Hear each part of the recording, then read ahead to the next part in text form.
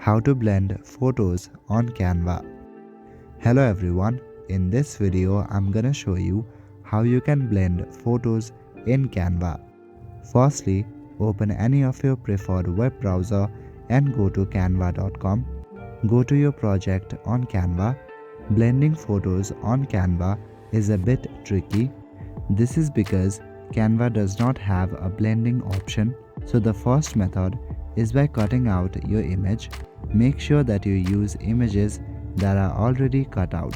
For example, here I have taken an image and now I'm gonna upload an image which has a transparent background.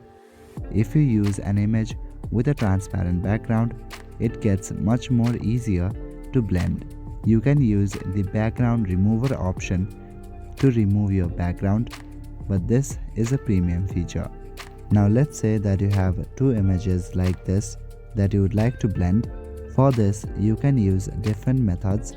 You can use these shape builder to crop out your image.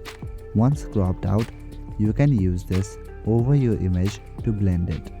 To blend it more seamlessly, you can even use the transparency feature. Select the photo and click on this icon at the top panel.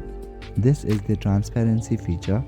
Decrease the transparency of your picture to blend it with the background.